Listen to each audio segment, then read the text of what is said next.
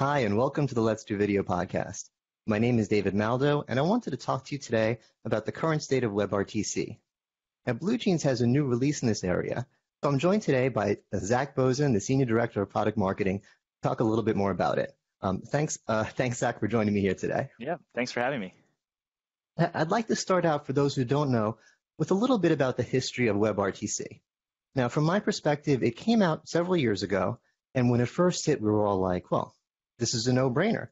And for those who don't know, really it just allows us to do video conferencing in our browsers rather than having to download an app. It didn't hit as quickly as we thought because there were some limitations, but the appeal was still there.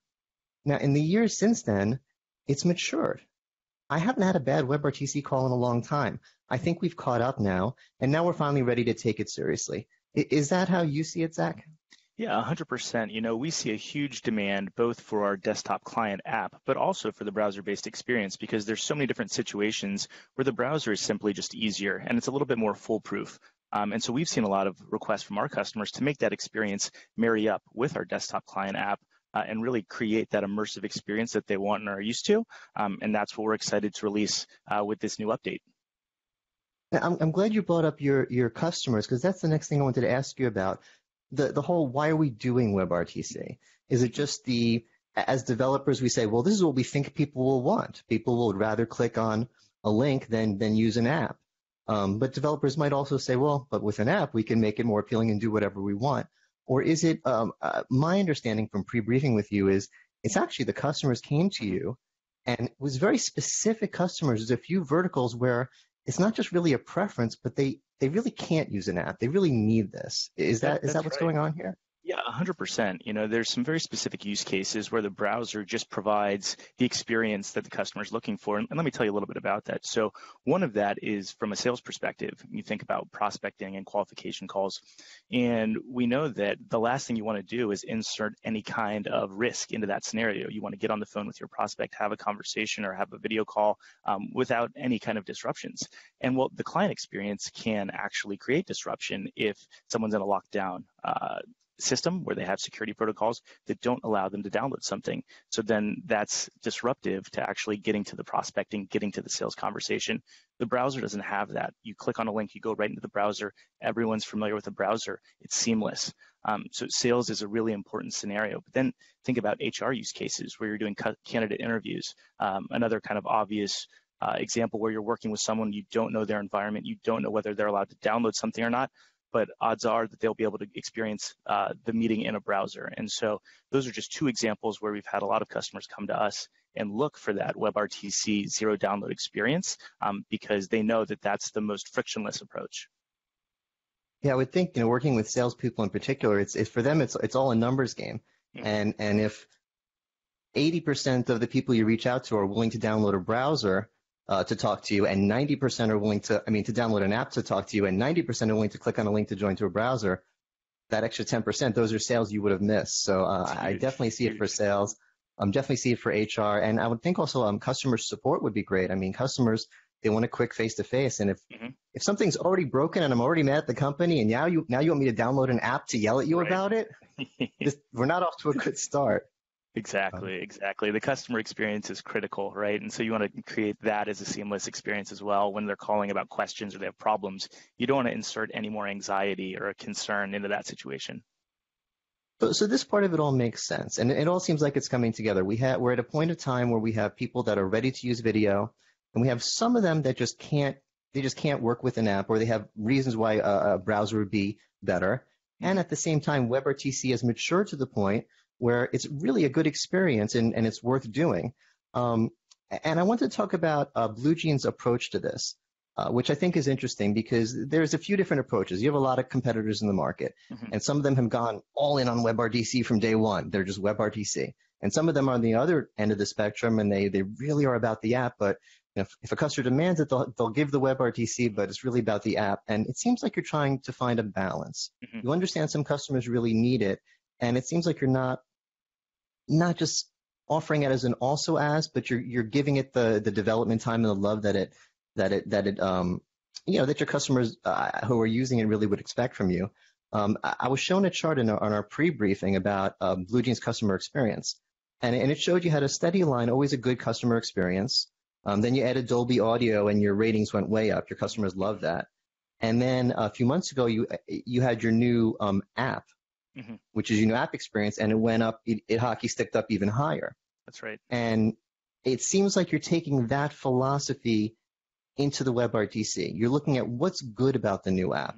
What do your customers like about it? What caused that blip? Because I'm looking at this, I'm seeing a lot of the things that I like about your new, I don't want to have a whole discussion about the app, but I'm seeing a lot of things that I liked about it in the design.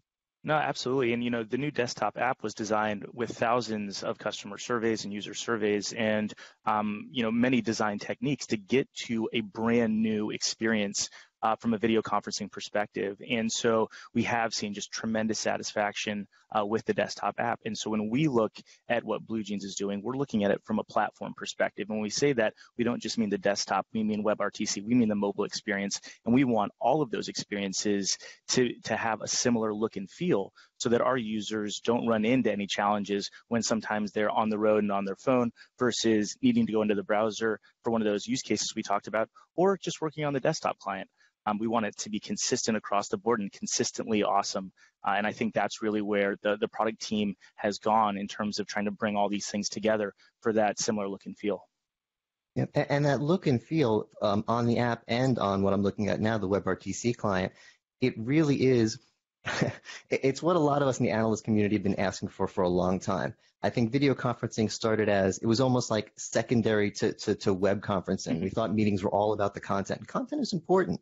But first, we talked to each other, and we had this generation of video conferencing solutions where you had a tiny little video in the corner and then all this space for content you might not be using.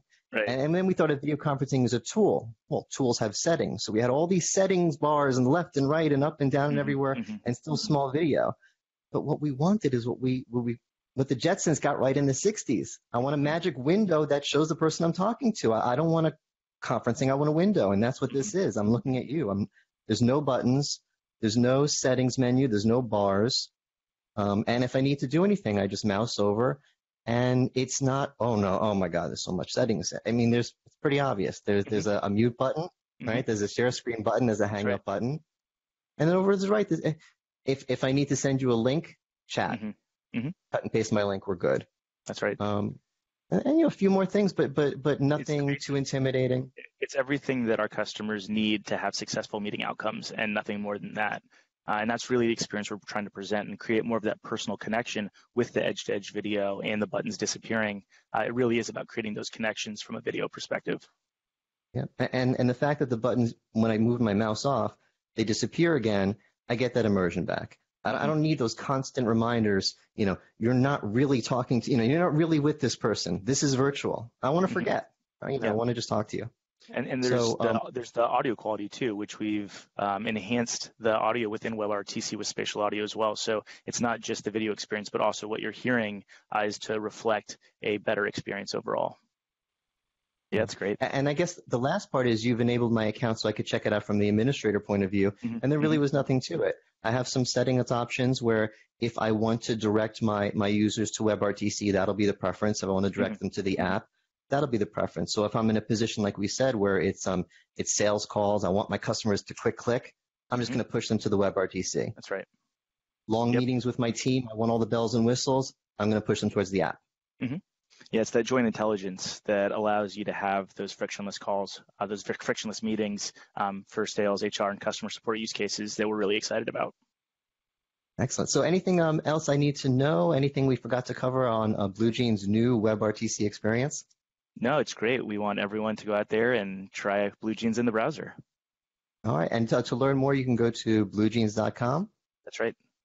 All right, thanks so much for joining me here today. And if you enjoyed this content, you could see more at letsdovideo.com.